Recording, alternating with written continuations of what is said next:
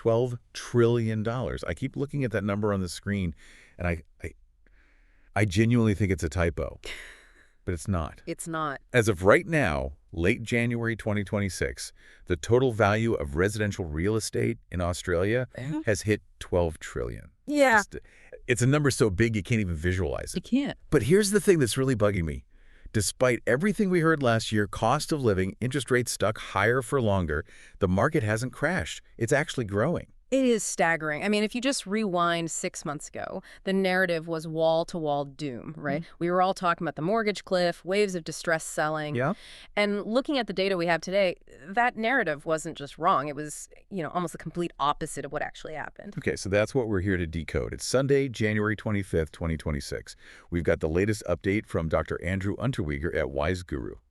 This is his November 2025 report. Right. So this basically closes the book on 2025 and gives us the roadmap for this year. And the signals are so mixed. I mean, rising prices, but stuck rates. Yeah. Booming cities next to stagnant ones. And what Unterweger's analysis does so well is connect that high-level, Reserve Bank macro stuff with the on-the-ground reality. Construction costs, what tenants are actually looking for. All right, let's get into it. We need to talk about why the RBA didn't give us that rate cut we were all hoping for. We need to tour the country because Australia is not one property market. And we definitely need to talk about Queensland. But first, the big one, the macro landscape. All through 2025, the vibe was just hang on till Melbourne Cup Day. That was the finish line, yeah. That was it. And we missed it. The market had priced it in, the banks were talking it up, and then reality hit. The source data points to a really nasty surprise in the September quarter. Inflation. The CPI ticked up to 3.8% by October. Which is just miles outside the RBA's comfort zone. It forced their hand. So instead of cutting, they had to hold the cash rate at 3.6%. And that just completely scrambled everyone's forecasts. The big banks had to tear everything up. So we went from expecting relief by Christmas 2025 to now. What are we looking at? Roughly May 2026. That seems to be the new consensus. So we're in this higher for longer grind. But here's the weird part, and this is where I get confused. Rates are high, inflation's sticky, but the economy isn't breaking. Unemployment actually dropped to 4.3% in October. It shows incredible resilience, and it creates this weird divergence. You've got the U.S. Fed, they're cutting rates, they're loosening. But because our inflation is sticky, our RBA is holding firm. Okay, but does that actually matter for someone looking to buy, a duplex in Dubbo? Why should they care if our rates are higher than America's? It matters for construction. When our rates are higher, money flows into the Aussie dollar. A stronger dollar makes imported materials, timber, steel, glass. It makes them cheaper. Right, so building costs should go down. In theory, but... and this is but local labor costs are so high that they're just eating up all those savings. So the build cost crisis isn't going away. Which brings me back to the paradox. Mortgages are expensive. We know that. So how is the total value of real estate hitting record highs? Who is paying for this? This is, I think, the single most important insight in the whole report. We tend to see the market through the eyes of the struggling first home buyer. Of course. But the data shows something else entirely. The total value is $12 trillion. The total outstanding mortgage debt against that, it's only $2.5 trillion. Wait, hang on. So you're saying there's $9.5 trillion of equity that is completely unencumbered? Debt-free. It's the silent majority of the market. Retirees who bought 30 years ago, people who've paid off their loans. So the whole distressed seller narrative is a myth because the people who actually hold the assets don't have mortgages to be distressed about. Exactly. High interest rates might stop them from buying a new car, but it doesn't force them to sell the family home. That $9.5 trillion cushion is what stabilizes the whole market. It explains why the crash never came. That is a very sobering reality check. We're waiting for a fire sale that isn't going to happen. Yeah. Okay, so that's the national picture, but the report is clear. National averages are pretty much useless. Yeah, a 6.1% growth nationally just hides this multi-speed market that's really going on. Okay, let's look at the heavyweights then. Sydney and Melbourne, they usually move together, but they seem to be divorcing. It's a full decoupling. Sydney is up about 4%, but it accelerated really hard into the end of 2025. You have these wealthy downsizers with all that cash we just talked about competing against first home buyers using the government's 5% deposit scheme. It's a barbell of demand. And Melbourne. Melbourne is the lagger. It's only up 1.6%, but if you're a tenant, Melbourne is the only place giving you a bit of a break. Rents there barely moved. Meanwhile, if you look west, Perth is just on another planet. Perth is the absolute star performer, up 9.4% annually. But is that sustainable? We've seen this movie before with Perth and the mining cycles. That is the risk. It was driven by being affordable, but now prices have jumped so much that the cheap advantage is kind of vanishing. The report actually points to Darwin as the sleeper hit, up 5.4% in just 3 months. Wow. With massive rental yields. And that's all because it's one of the last places that's actually affordable. And that hunt for affordability seems to be driving the next big trend the report highlights, the asset class divide. This is a huge structural shift. The price gap between a standalone house and a unit or apartment is now nearly 50%. So a house literally costs, it's almost double what an apartment costs. In many major markets, yes. That premium has just become insurmountable for a lot of people. They're not buying apartments because they love the view. They're buying them because the math on a house just doesn't work anymore. Which is the perfect segue to the golden child of this report. Unterweger's pushing one region really hard, Southeast Queensland. Brisbane, Gold Coast, Sunshine Coast, yeah. Why is he so bullish there compared to, say, a cheaper market like Perth? It all comes down to what he calls the PIE formula. Population, infrastructure, and employment.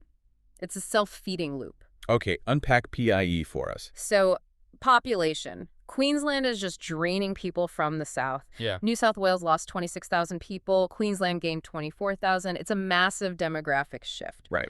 Then you have infrastructure. This is the Olympic halo. We are now only 6 years out from the 2032 games. And we saw this with Sydney in 2000, didn't we? We did. Sydney housing values basically doubled the national growth rate in the lead up to the 2000 games. Brisbane has billions locked in for the new arena, the GABA transport that creates employment. It diversifies the economy. Exactly. It's not just tourism anymore. But what about supply? I mean, Yeah. Everyone wants to move there, but can they actually build enough homes? No, and that's the entire investment case. Brisbane needs about 7,500 new dwellings a year just to stand still. They haven't hit that target since 2017. So supply is choking, demand is rocketing up. And there's an unmovable deadline with the Olympics. It's a perfect storm. Okay, let's get tactical then. The report dives into some specific strategies for 2026. One thing that jumped out at me was this obsession with the MPR. The multipurpose room. The multipurpose room. Now, I've seen these on floor plans. They look like a windowless cell near the front door. Is this actually adding value, or is it just a developer gimmick to squeeze a study into a tiny box? It's easy to be cynical, but the data says it works. It's a direct response to the hybrid work era. Tenants are demanding a dedicated space for Zoom calls that isn't the kitchen table. But is it worth paying more for? Well, that's the trick. A one-bed plus an MPR often rents for a lot more than a standard one-bed, but it costs much less to buy than a two-bed. It sits in this little sweet spot for yield. It's about flexibility. Office on Tuesday, guest room on the weekend. So look for the MPR. Okay, now I want to challenge you on this next point. The report strongly advises buying new over old. He is very, very firm on this. But hang on. We know new builds come with a developer premium. You're paying for marketing, the profit margin. You step in the front door and lose 10% of the value instantly.